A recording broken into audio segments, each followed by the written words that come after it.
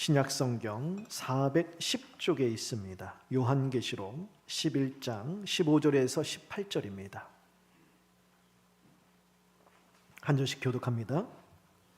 일곱째 천사가 나팔을 불매 하늘에 큰 음성들이 나서 이르되 세상 나라가 우리 주와 그의 그리스도의 나라가 되어 그가 세세토록 왕노릇 하시리로다 하니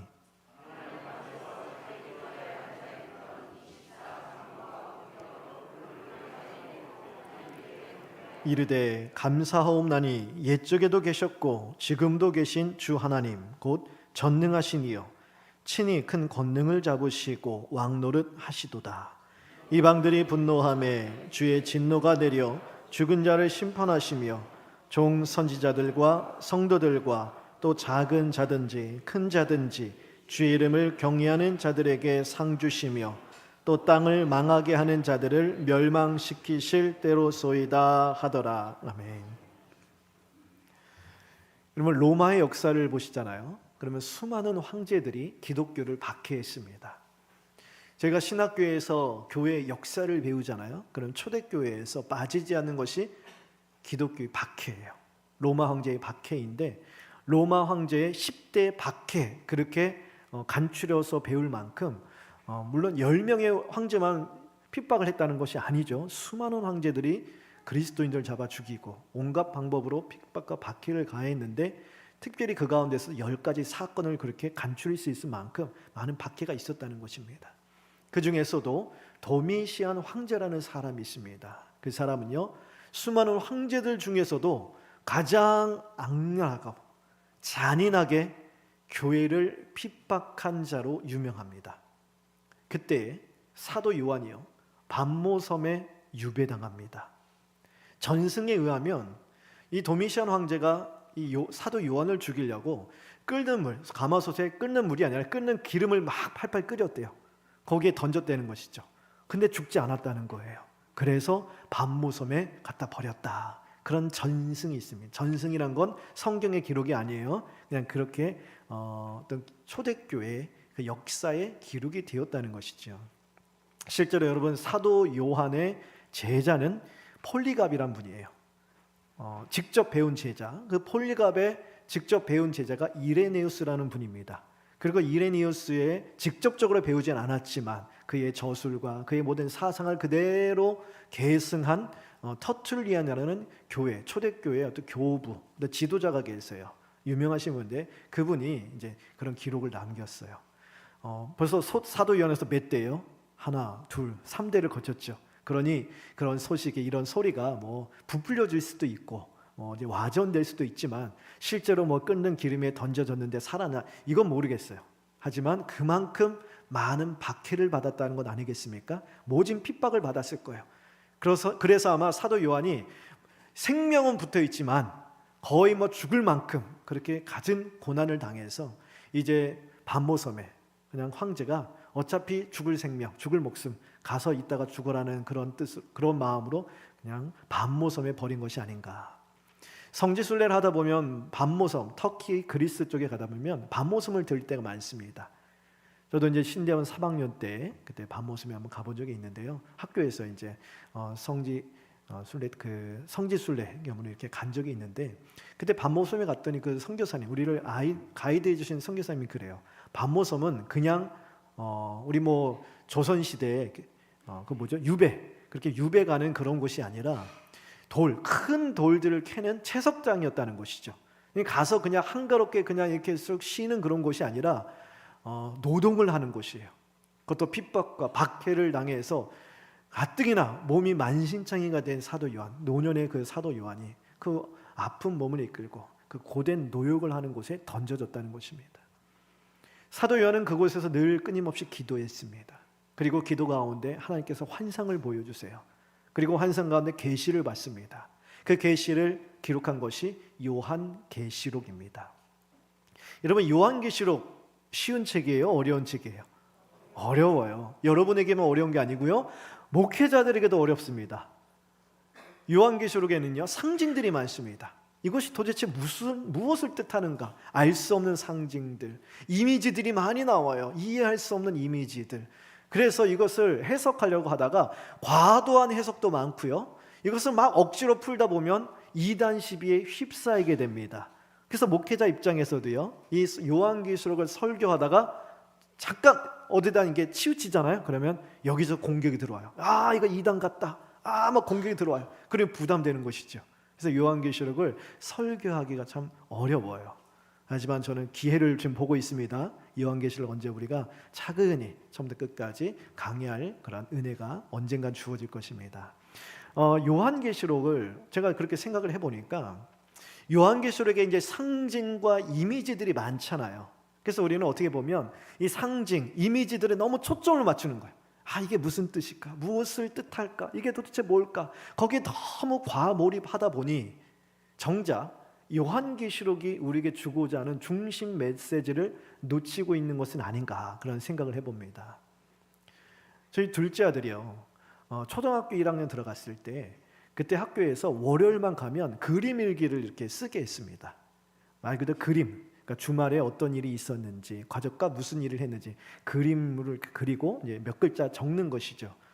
근데 나중에 보니까 제 둘째 아들이요, 그림 일기가 맨날 똑같아요. 주말에 뭐 했겠어요? 뭐 아버지가 제가 뭐 토요일 날 뭐 어디가 놀아주기를 합니까? 뭐 주일 날 어디 여행을 가기를 합니까? 맨날 교회 가잖아요. 그래, 맨날 교회 가서 뭐 했다, 교회 가서 예배했다, 교회 가서 놀았다, 교회에서 뭐 맨날 그림이 다 교회예요. 그래서 아내가 얘기하다가 좀 그래도 토요일 날 시간을 내서, 제가 그때 사역하던 곳 앞에 어린이 대공원이 있었어요. 거기 가서 잔디밭에 가서 공도 차고 배드민턴도 하고 좀 그려보면 좋겠다 해서 시간을 내서 토요일 날 아침 일찍 둘 아들 데리고 가서 축구도 하고 잔디밭에서 공도 던지고 재밌게 놀았습니다. 그리고 나서 이제 주중이 되어서 아이가 이제 둘째 아들이 학교 갔다 오잖아요. 그럼 뭐가 궁금하겠어요? 그림 일기. 여러분, 부모가 아이의 일기 보는 거는 좀 그렇지만 너무 궁금해서 봤습니다. 그랬더니 정말 토요일 날 놀았던 놀이 쫙 그려놓은 거예요. 근데 제가 그 그림을 보면서 이게 좋아야 되는데 이해가 안 되는 부분이 많은 거예요.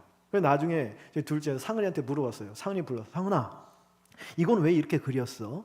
나무는 왜 이렇게 그려놨어? 잔디밭은 왜 이런 색깔을 했어? 아니, 왜 축구공은 이렇게 그려놨어? 아빠는 왜 이렇게 조그맣게 그려놨어?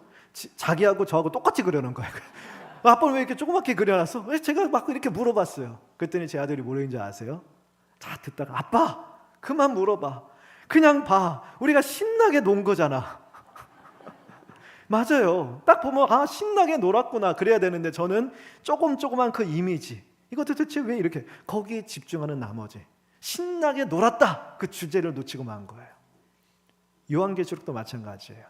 상징, 이미지, 여기에 과몰입하다 보면 정작 하나님께서 이 요한계시록을 통하여 우리에게 주고자 하시는 그 메시지를 놓칠 수 있다는 것이죠.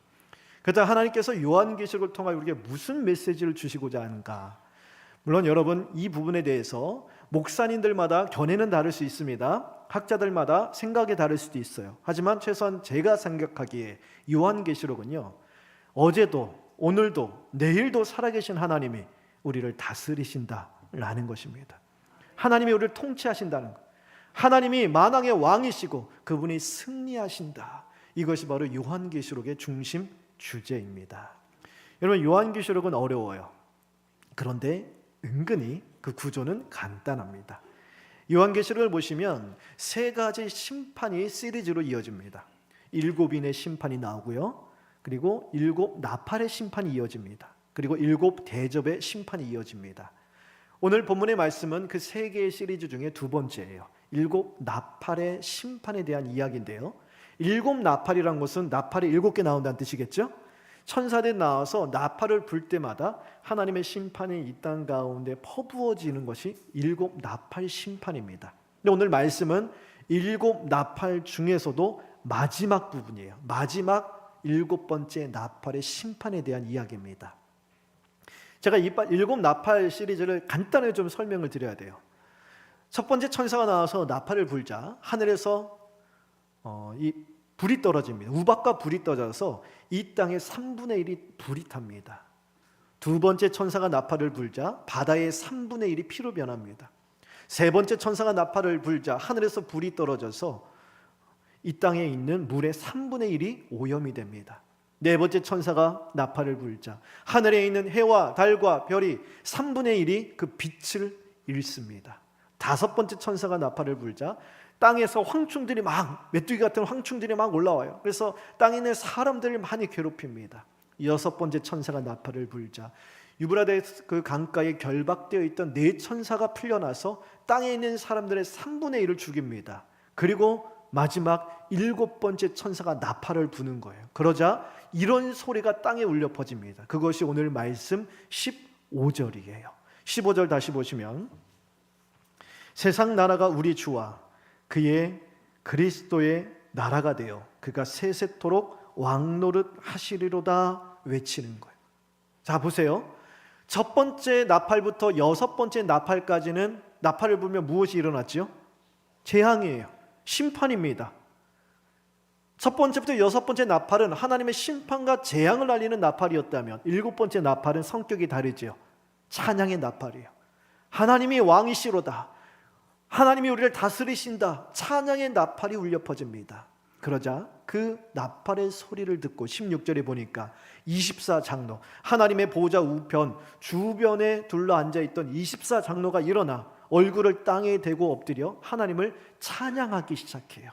그 찬양의 내용이 무엇인가? 17절 18절이에요. 길지요. 축약하자면 이것입니다. 악인들을 하나님이 심판하시고 하나님을 경배하는 자들, 경외하는 자들을 하나님이 상 주시리로다 찬양하는 것이지요. 여러분 24장로는 24 반으로 쪼개보세요. 12 플러스 12 구약의 12 무엇이 생각나세요? 구약 12개 12이란 숫자면 12지파 신약의 12는요 12사도. 그래서 12지파는 구약의 성도들 상징하는 거예요. 신약의 12사도는요 신약의 성도들을 상징합니다. 즉 24장로는 구약, 신약 구체적으로 이야기해요. 예수님께서 이 땅에 다시 오시는 날 복음을 듣고 마지막으로 구원받게 될 그 영혼까지 포함한 오고 가는 모든 세대의 하나님의 백성들을 통틀어서 24장로라고 하는 거예요. 마지막 일곱 번째 나팔이 울려 퍼질 때에 하나님의 다스리심, 하나님의 승리, 하나님의 공의가 온전하게 이루어지면서 악인들은 심판을 받고 하나님을 경외하는 자들은 상을 받으며 하나님의 오고 가는 모든 백성들이 하나님 앞에 엎드려서 경배와 찬양을 영원 무궁토록 올려드리리라. 이것이 오늘 말씀의 내용입니다. 이 말씀이 구체적으로 어떤 사건을 뜻하는지, 언제 이 일이 일어날 것인지 우리는 알 수가 없습니다. 하지만 오늘 요한계시록이 분명하게 보여주어서 우리가 확실히 알 수 있는 것, 하나님이 다스리신다는 거예요. 그가 왕이시라는 거예요. 그가 승리하신다는 거예요. 하나님의 승리와 주권이 온전하게 이루어질 날이 반드시 온다라는 거예요. 그날 모든 권세와 모든 이 땅에 있는 족속들이 하나님 앞에 엎드려서 하나님을 경외하는 자들은 상을 받고 악인들은 심판받을 것이요 하나님의 백성은 영원토록 하나님을 찬양하리라. 이것이 바로 우리가 확실히 이 말씀을 통하여 아는 사실이라는 것이죠. 여러분 하나님이 다스리신다는 사실, 하나님이 통치하시고 그가 승리하신다는 사실이 우리에게 얼마나 큰 위로와 소망이 됩니까? 우리는 이 말씀들을 묵상하면서 오늘 이 내용에 나오는 24장로와 같이 하나님 앞에 엎드려 영원토록 하나님을 경배하며 우리 마음 가운데 위로와 소망을 누릴 수 있는 것입니다. 그런데요, 이 환상을 보고 있는 사도 요한은요, 이 환상을 보면서 어떤 마음이었을까요? 여러분 이 환상을 보는데 사도 요한이 우리처럼 이렇게 예배 가운데 평안한 마음으로 이런 환상을 보고 있습니까? 아니죠. 핍박 가운데 있죠. 박해를 받고 있습니다. 반모섬에 유배되어서 로마 황제의 손아귀에서 지금 벗어나지 못하고 있는 실정이라고요. 아니 하나님이 어제도 오늘도 내일도 영원토록 다스리신다면서요. 하나님이 살아계시고 전능하시고 하나님 모든 것을 주관하신다면서요. 그런데 현실은 왜 이 모양입니까? 하나님을 사랑하고 신앙을 지키기에 몸부림치는 성도들은 다 저렇게 원형 경기장에서 맹수의 먹이가 되어서 처참하게 죽어가고 있고, 하나님이 다스리신다면 어째서 하나님을 대적하는 로마 황제는 갈수록 기세등등합니까? 이런 생각이 왜 없었겠어요? 그럼에도 불구하고 사도 요한은 이 환상을 통하여 하나님이 승리하신다, 하나님이 다스리신다는 사실을 바라보는 거예요. 그리고 환상 속에서 하나님 앞에 엎드려 경배하는 24장로의 경배와 예배에 동참하여서 하나님 앞에 엎드려 하나님을 찬양하며 감사함으로 그의 마음 가운데 위로와 소망을 누리고 있다는 것입니다. 제가 어떻게 아냐고요? 성경에 나오지 않잖아요. 만일 그러지 않았다면 요한계시록 사도 요한이 기록할 일이 없었을 것입니다. 여러분, 사도 요한이요, 감사할 수 있던 이유는 무엇일까요? 환상을 보았기 때문이 아닙니다. 환상 가운데 살아계신 하나님을 보았기 때문이에요. 어제도 오늘도 내일도 영원토록 살아계시는 그 하나님이 다스리신다, 내 삶을 다스리시고 눈에 보이는 현실을 다스리시고 그 하나님이 왕이시고 그 하나님이 승리하신다, 그러므로 그 하나님을 붙드는 자기 백성을 승리하게 하신다, 확신이 있었기 때문에 감사할 수 있었습니다. 눈으로 보는 상황은요, 로마 황제가 다스립니다. 하지만 믿음으로 바라봤을 때 로마 황제 당신이 아니라 살아계신 하나님이 다스리신다, 당신이 아무리 나를 감옥에 집어던지고 이 반모섬에 유배로 보내고 내 목숨을 쥐락펴락 할 수 있는 것처럼 보일지라도 나를 다스리는 자는 당신이 아니라 하나님이시다, 당신은 나의 주인이 될 수 없다, 오직 나는 하나님만 섬기리라, 그 고백으로 감사하는 것입니다. 이러한 사도 요한의 감사는요, 로마 황제가 다스리는 세상을 향한 믿음의 저항인 것이죠. 로마 황제, 당신이 나를 핍박하고 박해할지라도 나는 당신 앞에 무릎 꿇지 않으리라, 나는 살아계신 하나님만 섬기겠노라, 믿음으로 저항하는 것입니다. 이처럼 하나님의 주권과 섭리에 대한 우리의 감사 신앙은 어려운 현실에 대한 우리 믿음의 저항이라는 것입니다. 여러분, 오늘 추수감사절입니다. 추수감사절은 한 해 우리에게 베푸신 모든 것, 하나님께서 우리에게 베푸신 모든 것을 돌아보며 그것을 은혜로 알고 그 은혜에 감사하는 축제의 날입니다. 어제 여러분 하나님 앞에 감사가 충만하십니까? 넘쳐나세요? 감사해요. 일부 예배 때는 아멘이 안 나오더라고요. 그래서 죄송해요. 일부 때도 제가 이렇게 간지러우는데 또 간지럽네요. 그 뭡니까? 일부 때는 그래서 제가 설교하기 수월했는데 아멘이 많이 나오니까 정말 감사하시죠? 솔직하게 여러분, 그래서 우리 삶을 한번 돌아보세요. 여러분 삶을 돌아보시면 감사할 게 많으세요? 설교 어떻게 돼요? 이게 아멘이 안 나와야 되는데 솔직하게 한번 보면 물론 믿음으로 감사하고 하지만 어떨 때 보면요, 우리 삶에 감사할 게 별로 없어 볼 때도 있어요. 솔직하게 목사가 이렇게 하니까 좀 이상하기도 한데 우리 삶을 돌아보면 하나님이 다스리시고 하나님이 나를 사랑하시고 나를 붙들어 주신다는 것을 속 시원하게 느껴본 적이 별로 없다는 거예요. 하루하루 그저 힘겹게 살아갈 때가 많아요. 감사의 조건, 찬양의 노래, 감사할 만한 거리들, 그것이 넘쳐나는 게 아니라 오히려 불안하고 근심 걱정에 시달리고 괴로워할 것들이 떠나지 않는 나를 하루하루 살아가게 급급한 거예요. 그러니 감사는커녕 섭섭한 마음, 낙심하는 마음이 앞설 때가 많다라는 거예요. 그런데 오늘 추수감사절이잖아요. 그러니 다른 때도 아니고 감사절인데 우리가 어떻게 해야 되겠어요? 감사해야죠. 그래도 감사해야 될 걸 아니겠습니까? 근데 어떻게 감사할까요? 목사님 어떻게 감사할까요? 그래도 하나님이 우리에게 주신 게 있지 않습니까? 우리 삶을 돌아보며 하나님께서 주신 것, 그것을 은혜로 알고 함께 감사합시다. 목사님 알겠습니다. 내 손에 있는 것, 나에게 주신 것, 그것을 은혜로 알고 감사하겠습니다 하고 주은 것이, 내 손에 있는 것이 무엇인지, 하나님 나에게 무엇을 주셨는지 돌아보니 별로 없는 것 같은 거예요. 다른 사람에 비교하니까 하나님, 다른 사람들은 이만큼 저만큼 감사하는데 왜 나는 감사할 게 없습니까? 아니, 나는 믿음대로 살고 신앙으로 살고 말씀대로 살려고 몸부림치는데 왜 나에게는 나머진 것이 없고 하나님 믿자는 저 세상 사람 저렇게 잘만 삽니까? 불공평해 보이는 환경을 바라보니 감사는커녕 속만 상한 거예요. 그래도 지금의 현실은 어려울지라도 하나님이 살아계시잖아요.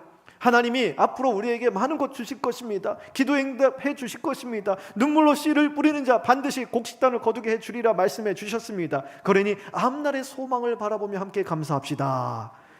목사님 아멘입니다. 그렇게 감사하겠습니다. 그래서 앞날에 대한 희망을 가지고 감사를 하려고 보니 지금 내 현실이 너무 괴로워서 앞날이 안 보이는 거예요. 그거는 다른 사람의 이야기지 나에게만큼은 뜬구름 잡는 심정일 뿐입니다. 감사가 안 돼요. 그렇지 않나요?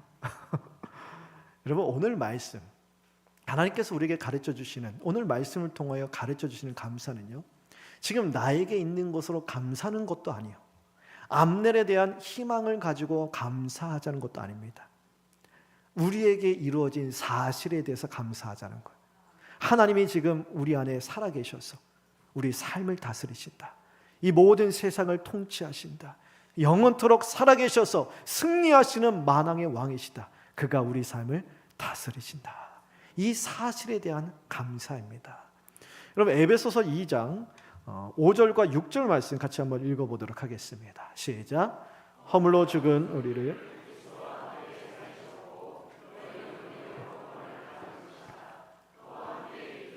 그리스도 예수 안에서 함께 하늘에 앉히시니.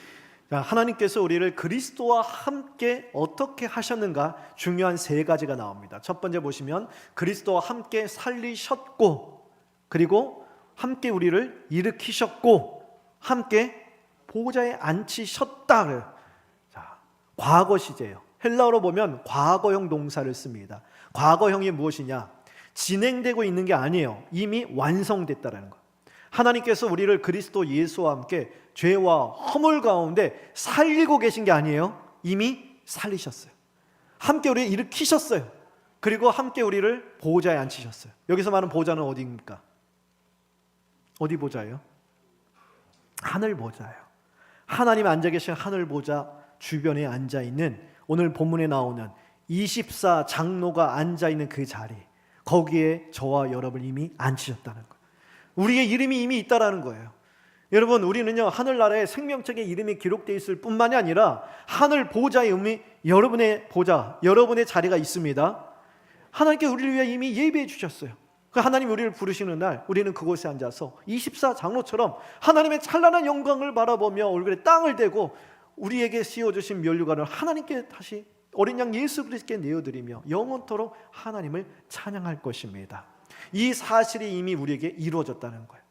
이미 예수 그리스도와 연합한 자들에게 이 일이 이미 완성된 일이라는 것이죠.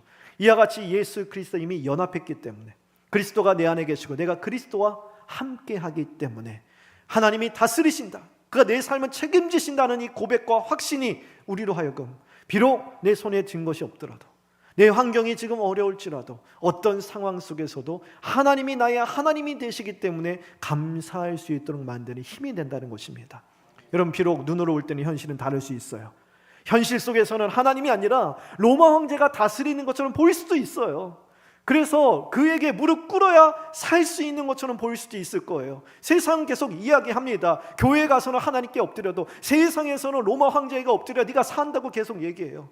그런 소리를 들을지라도 나를 지으시고 주관하시는 하나님이 나를 다스리신다, 그가 내 삶을 책임지신다, 그가 나를 살게 하신다, 이런 고백을 가지고 어떤 상황 속에서 우리는 하나님께 감사할 수 있다는 것입니다. 여러분, 이 감사가 바로 그리스도인의 진정한 감사요, 우리가 오늘 감사절을 맞이해서 회복해야 할 감사입니다. 그리고 그리스도인은 이 감사로 세상에 저항하는 것입니다. 우리 삶에 필요한 행복과 만족을 내가 다 주겠다 이야기하는 세상을 향하여 아니다, 내가 믿고 의지하는 하나님이 나를 다스리신다, 하나님이 내 삶을 책임지신다, 그가 나를 살게 하신다, 우리는 세상을 향하여 외치며 믿음으로 저항하는 것입니다. 여러분, 이 하나님의 주권과 섭리에 대한 감사는요, 또한 고난 속에서도 감사할 수 있게 합니다. 여러분, 우리에게 주신 것에 대한 감사는요, 고난을 이길 수 없어요. 왜냐하면 우리에게 주신 것, 지금 남아있는 게 별로 없어요. 다른 사람과 비교해보면 너무 적어 보여요. 감사가 아닌 불평이 나오고 섭섭해지게 마련이에요. 또한 앞날에 대한 희망적 감사로도 고난을 이길 수 없어요. 지금 내가 겪는 시련과 아픔이 너무 크잖아요. 앞날이 보이지 않아요. 어떻게 감사합니까? 하지만 하나님의 섭리와 주권, 하나님이 다스리신다는 사실에 대한 감사는 기쁠 때도 감사, 슬플 때도 감사할 수 있습니다. 일이 잘 되면 잘 되는 그 자체로 하나님의 은혜이기에 감사요. 일이 잘 되지 않고 실패할지라도 그 실패조차도 지금 나에게 그것이 필요해서 주신 하나님의 은혜의 손길로 알고 감사요. 내가 몸이 건강하고 회복되고 그런 자체로 하나님의 은혜의 손길이기에 감사요. 몸이 아프고 병이 들지라도 그것조차 나를 더욱더 주님께로 이끌고 하나님을 경외하는 자로 주님께 가까이 이끄시기 위하여 나에게 주신 또 다른 방식으로서의 사랑의 손길로 알고 감사요. 이 길이 막히든 열리든 그것조차 하나님의 다스리시는 영역 가운데 있음을 알기에 감사할 수 있는 것입니다.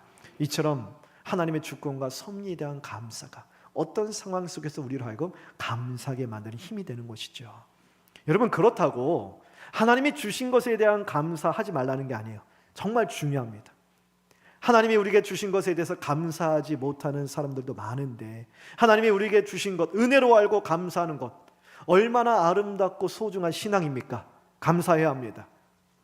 근데 오늘 제가 드리고자 하는 말씀은 그 감사가 상황에 따라서 때로는 다른 사람들에게 이기적으로 들릴 수도 있다는 거예요.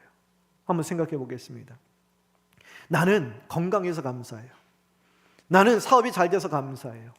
나는 하나님께서 앞길을 활짝 열어줘서 감사해요. 우리 자녀들이 기도한 대로 잘 돼서 감사해요.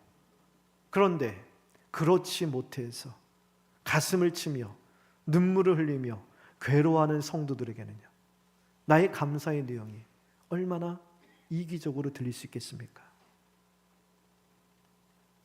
대를 이어서 큰 교회 목회를 해서 아버지 때도 부흥, 아들 때도 부흥, 하나님 우리 교회 이렇게 큰 은혜의 역사를 주 감사합니다고 찬양하고 고백하는 그 교회, 물론 그 교회 입장에서 감사할 거예요. 대를 이어서 얼마나 감사하겠어요. 하지만 단독 목회지, 담임 목사의 길이 열리지 않아서 가슴을 치며 괴로워하고 지금도 어떻게 하면 담임 목사의 길을 갈 수 있을까, 청빈 광고 사이트를 검색하는 그런 목사님들의 입장에서는 그 감사가 얼마나 이기적으로 들리겠어요.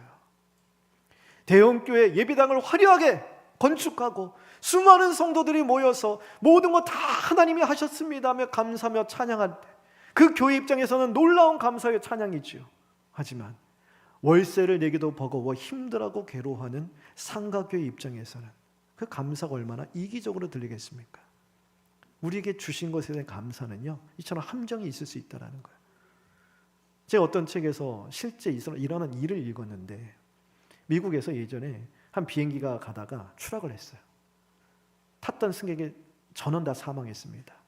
근데 어떤 분이 교회에서, 미국인이죠, 그분이 교회 가서 간증을 하기를, 내가 그 비행기를 타고 비즈니스 때문에 다른 곳으로 갔어야 되는데 그날 교통이 그렇게 막혀서, 차가 그렇게 막혀서 공항에 늦어서 그 비행기를 못 탔다라는 거예요. 그래서 살았다는 거예요. 그 하나님 감사합니다 간증을 하는 거예요.